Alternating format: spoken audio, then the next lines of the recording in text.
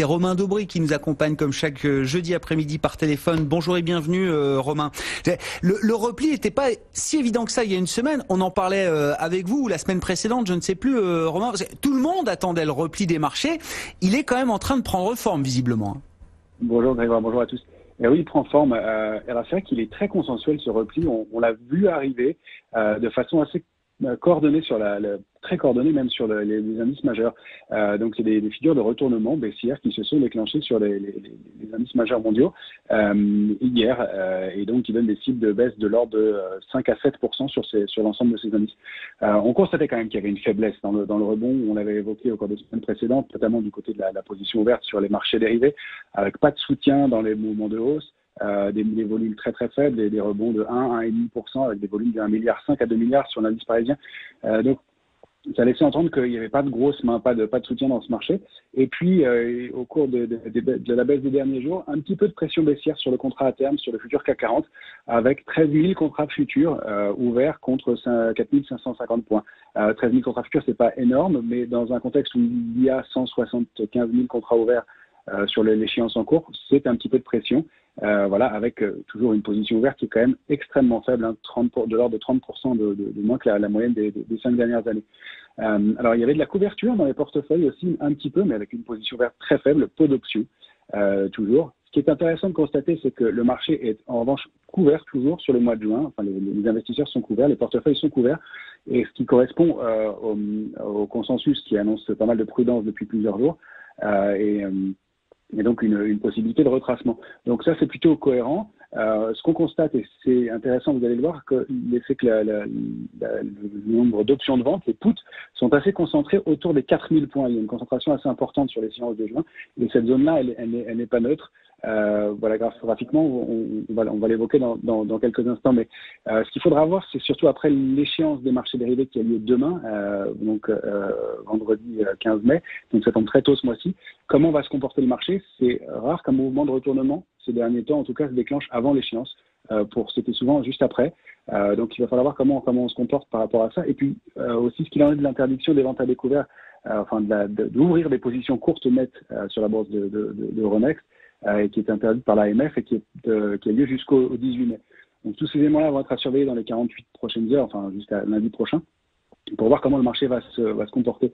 Ce qu'on peut constater aussi, c'est qu'il y a un écart très important entre ce qu'on peut appeler les valeurs faibles et fortes, avec, vous l'expliquez tout à fait, des valeurs du secteur automobile qui baissent, qui forment des points bas, des titres comme la Société Générale qui forment de nouveaux plus bas aujourd'hui, avec un peu de volume. Et puis des valeurs qui tiennent très bien, comme Kering, qui plafonne à des sommets. Et on se demande s'il n'y a pas un risque de retour à la moyenne de ces valeurs-là. Donc il ne faudrait pas que ça décroche. Ce qu'on constate aussi, c'est que les volumes sont quand même un peu plus lourds à la baisse, même s'ils sont relativement faibles. Par ailleurs, il y a du côté de la volatilité des divergences haussières. On l'évoquait il y a une quinzaine de jours. Elles se matérialisent maintenant. Il ne faudrait pas que ça accélère trop parce qu'on pourrait atteindre des points plus bas. Alors, au chapitre des bonnes nouvelles, il y a un peu de bémol. C'est que le repli, comme on le disait, il est très consensuel. Beaucoup d'acteurs attendaient ce repli et c'est pour ça qu'il y avait peu de volume.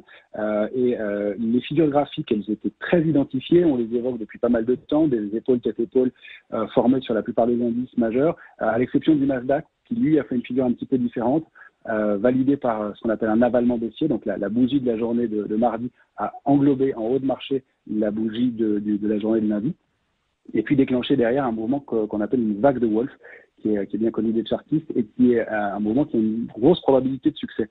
Alors graphiquement, comment ça se traduit? Pour l'instant, sur le S&P, on a une cible graphique qui se situe autour des 2670 points.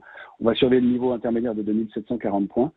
Et on note que la position ouverte a fortement baissé sur le S&P la semaine dernière, donc aussi beaucoup d'acteurs qui sont sortis manifestement du S&P la semaine dernière.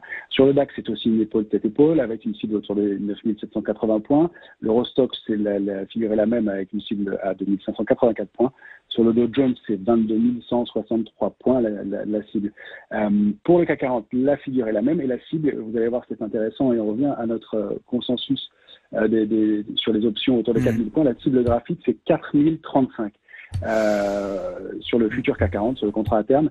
Ce qui est intéressant de constater, c'est que ça renvoie en haut de la zone cible qu'on avait évoquée plusieurs fois, qui est la zone 3937, 4079, qui est une zone importante à partir de laquelle le rebond a continué et s'est poursuivi, mais sans volume, sans soutien, et donc avec un risque de retour fort dans cette zone-là. Donc, manifestement, on se dirige vers cette zone cible.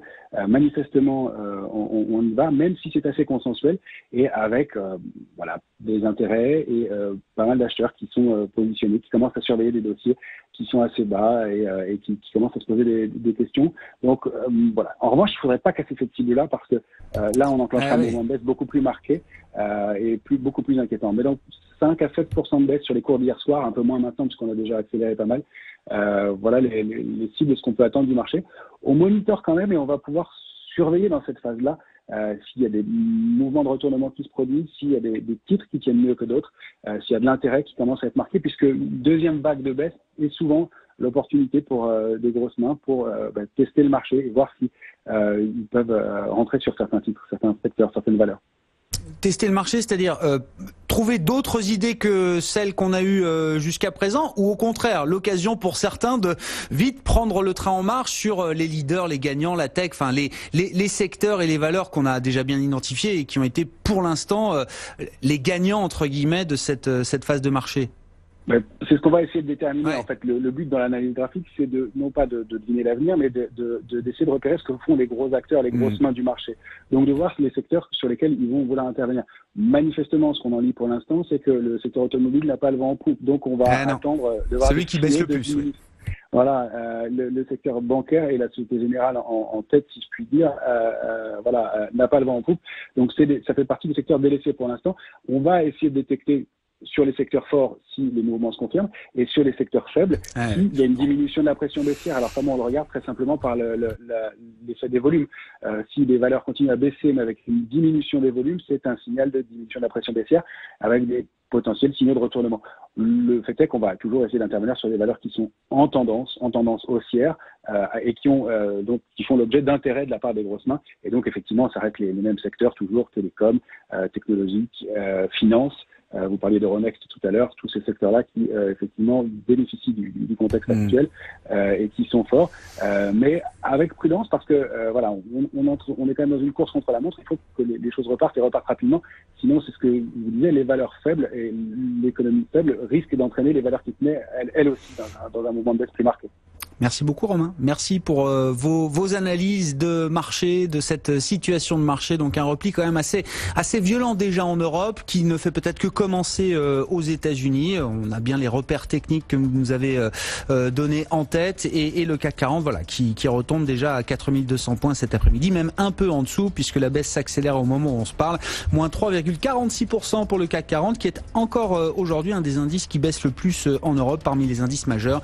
On est sur une baisse de plus de 1% actuellement pour les indices américains. On fera le point dans un instant avec Grégory Volokin en duplex depuis New York.